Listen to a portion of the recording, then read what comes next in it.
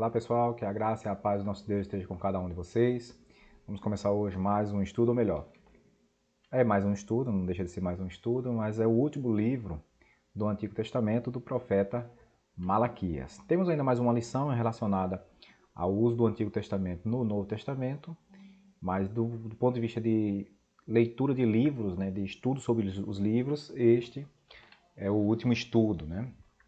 E quais são os alvos, né, as metas que temos para hoje? Considerar as principais áreas em que normalmente negligenciamos ao Senhor, reconhecer com gratidão as bênçãos recebidas de Deus, administrar de forma correta os bens recebidos do Senhor. Esses são três alvos que temos para a nossa lição hoje. No Antigo Testamento, Malaquias é o último dos profetas. Temos poucas informações biográficas a respeito dele. Seu nome significa mensageiro do Senhor, título que pode ser aplicado a qualquer profeta. Seu livro é estruturado em perguntas e respostas. É uma estrutura retórica que também era utilizada lá no Antigo Oriente, que mostrava a construção de uma argumentação com base nesse diálogo entre, no caso aqui do livro Malaquias, entre Deus e o povo. Então, aqui a gente tem essa estrutura do livro Malaquias baseada nesse formato de perguntas e respostas. O livro foi escrito 430 a.C. Isso aqui a gente já tem escrito 100 anos depois da volta do cativeiro babilônico. O autor é o próprio Malaquias, a comunidade é para a comunidade de Judá. O alvo, né, dessa mensagem é o povo e os sacerdotes judeus após o exílio. A palavra-chave do livro é advertência. E o texto é Malaquias capítulo 3, versículos 16 e 17, que diz: Depois, aqueles que temiam ao Senhor conversaram com os outros, e o Senhor os ouviu com atenção. Foi escrito um livro como memorial na sua presença acerca dos que temiam ao Senhor e honravam seu nome. No dia em que eu agir, diz o Senhor dos Exércitos, eles serão meu tesouro pessoal. Eu terei compaixão deles, como um pai tem compaixão do filho que lhe obedece. Então, isso aqui é uma promessa de Deus para aqueles remanescentes, para aqueles que permanecem na palavra do Senhor. E daqui a pouco a gente vai entender o porquê desse versículo, né? Porque o livro ele fecha com esse versículo, né? Com essa expressão, né? Do Senhor para com o povo. E aí a gente tem uma estrutura do livro dividida em alguns trechos, né? Geralmente trazendo essa mensagem de Deus e relacionado com algo que o povo estava pecando. Né? Veja, 100 anos depois já da volta do cativeiro, voltaram com aquele fervor, deram uma vacilada no início, o profeta chama a atenção desse povo, eles retomam as obras, retomam ali a parte cultica, né, da nação, né, as atividades culticas, mas 100 anos depois eles estão caindo na mesma negligência, no mesmo problema. E aqui a gente tem essa divisão. Capítulo 1, do 1 ao 5, o amor de Deus para com seu povo, qual é a negligência do povo com a pessoa de Deus. O povo não retribui esse amor. Do versículo 6 ao 14 do capítulo 1, a indignação de Deus com a desonestidade estava relacionada ao culto. A repreensão dos sacerdotes está relacionado com o ministério, né? Os sacerdotes estavam sendo negligentes no seu trabalho. Condenação do casamento misto, estavam violando aqui a palavra de Deus, principalmente, gente, na época em que o povo estava se misturando com outros, e a questão em si não é casar com outro povo, né? A questão é trazer as práticas do outro povo para dentro dos arraiais do Senhor. Advertência enquanto ao relacionamento conjugal. Aqui é uma negligência em relação ao relacionamento familiar. Do mesmo jeito que havia casamentos mistos, havia também aqui separações indevidas, havia aqui abandono de familiares, então o povo estava aqui, casava, passava um tempo, tirava as pessoas de dentro do convívio dos seus familiares, trazia para a sua realidade, depois abandonava essas pessoas, dava carta de divórcio, e aí principalmente a mulher, né, ela ficava numa situação muito difícil naquele momento. Capítulo 3, do versículo 1 a 6, tem uma promessa para o futuro. E o finalzinho, né, do material que a gente tem uma repreensão em relação ao roubo. Né? Tem a ver com a dedicação dos bens a Deus. Aquela questão de dízimo, de ofertas, que a gente lê tanto, né, nos momentos de ofertórios da igreja. Então aqui a gente tem esse fechamento, né, desse esboço temático do livro. E, perdão, né, o fechamento é agora, né, que é justamente tem esses dois últimos tópicos, né, que é o aviso contra a arrogância em relação ao relacionamento com Deus e o juízo e reestruturação do povo de Israel. Então aqui a gente tem agora, assim, esse fechamento temático do livro de Malaquias, e a gente vê que são bastante, assim, tem vários temas, né, tem bastante temas. E isso traz assim à tona a importância desse livro, né? Porque depois desse momento há um silêncio profético até o, o João Batista, né? Então, enquanto depois de Malaquias há uns 400 anos de silêncio, que aí a Igreja Católica, né, canonizou os livros apócrifos nesse período, né, que retrata alguns momentos históricos daquele período, algumas literaturas que eram escritas para trazer alento também ao povo, orientação ao povo, mas que não pertencem, né, ao cânon bíblico, ou melhor, o cânon protestante. Em uma frase, né, o livro ficaria da seguinte forma, né, o texto, né, o contexto de Malaquias. O profeta repreende o povo por infidelidade nos relacionamentos e avisa das bênçãos que Deus tem para o futuro da nação. Uma sentença ficaria desta forma, né? E aqui a gente tem sobre o interrogatório, né? Diz que o livro é estruturado em cima de perguntas e respostas. Então Deus interroga 3 vezes, melhor, 3 grupos de pessoas, o povo, a elite e os sacerdotes, e cada passagem tem a mesma estrutura, né? O profeta fala, o interrogado faz uma objeção, o profeta responde com evidência do que foi afirmado, a acusação, a ameaça ou castigo. Isso aqui, gente, está dentro da estrutura da argumentativa de Malaquias. Ele traz a mensagem do Senhor, elabora uma retórica, né, uma discussão relacionada ao povo, ao sacerdote, como se fosse a resposta do povo, ou desse sacerdote, desse líder, e depois uma contra-resposta, né? Tem a réplica e a tréplica, né? Então a gente vai perceber que tem isso dentro dessa estrutura gramática, melhor, linguística, né? Da estrutura discursiva do livro do profeta Malaquias. E aí vem, deixa eu só montar aqui as imagens da tabelinha, né, para que você possa compreender melhor. Primeiro, a gente vai ver aqui qual é a evidência. O Senhor ama o povo. E qual é a objeção do povo que é elaborada pelo profeta? Em que nos tem amado? Né? Eles duvidam desse amor do povo. E aqui vem a resposta. Né?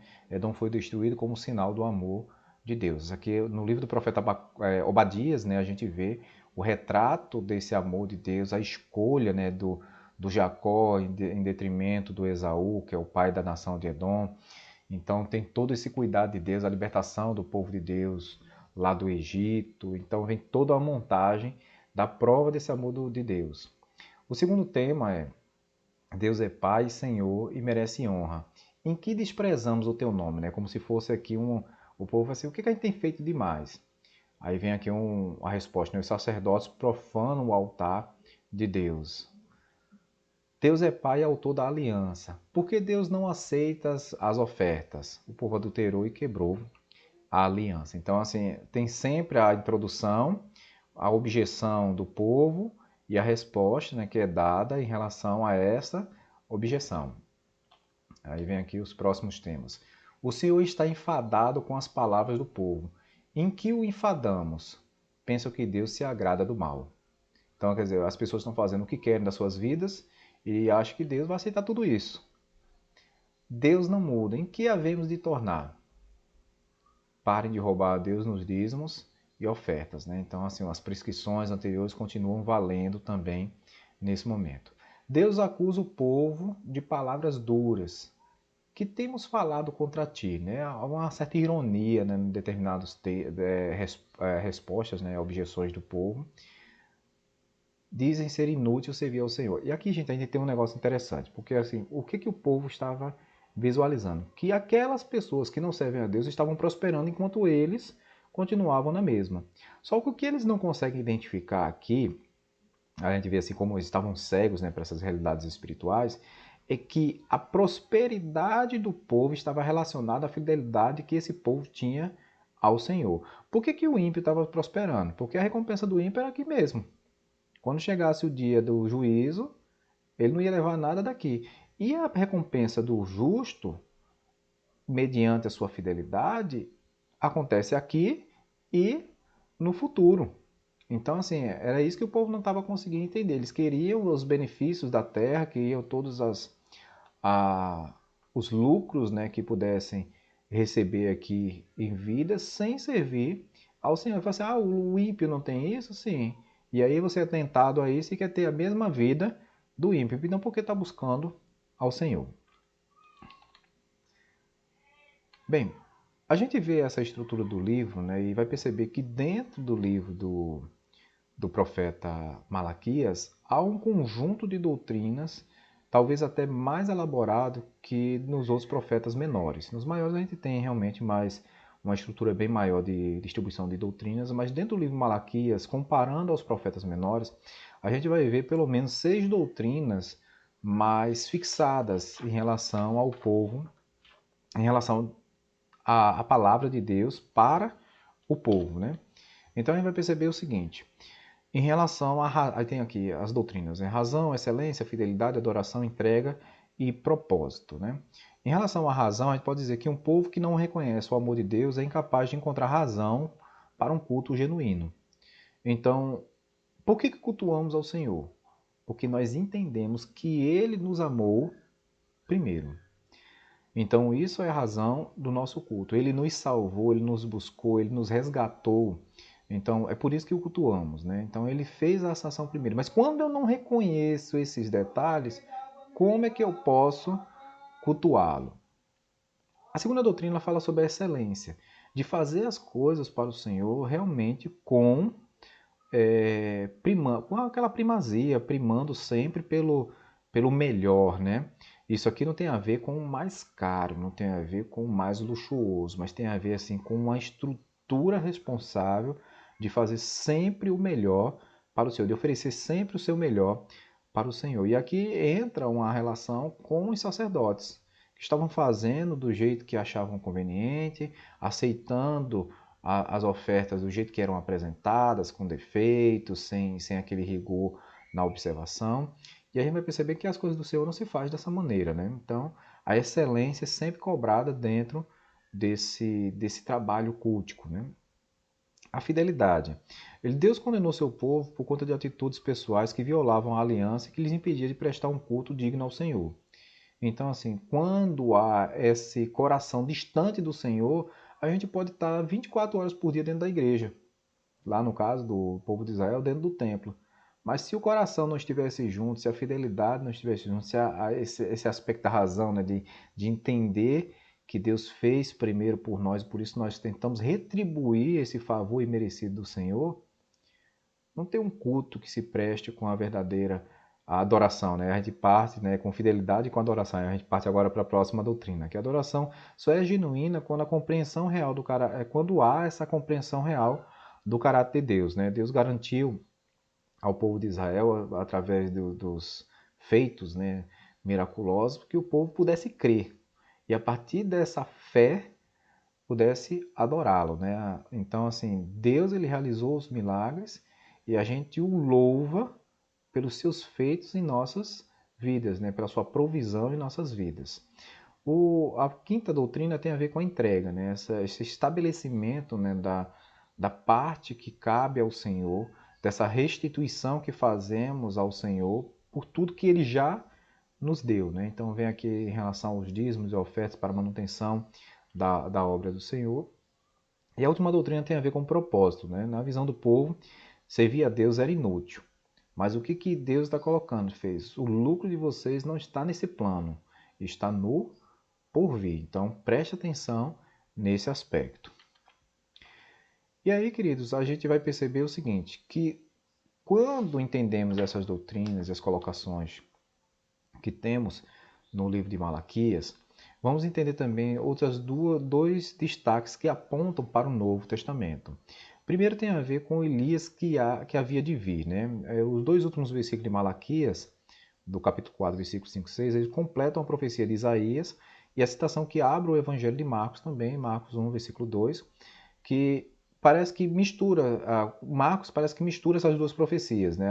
A de Malaquias e a do Isaías, né? E aponta para esse Elias anunciado no Antigo Testamento, lá no Novo, né? Aquela voz que clama no deserto, né? Que vai preparar o caminho do Senhor. E está se relacionando a quem? A João Batista.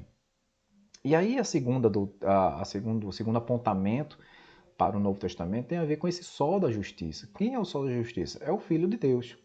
Então, no primeiro momento, a gente tem a indicação que vai vir aquele que vai preparar o caminho para o Senhor, e no segundo momento, a gente tem o Senhor representado nesse sol da justiça, né? Então, a gente tem essas duas referências no Novo Testamento, que vale a pena a gente fazer a comparação entre esses textos, né, e entender como eles estão relacionados, né? Profecias cumpridas aqui, vale ressaltar.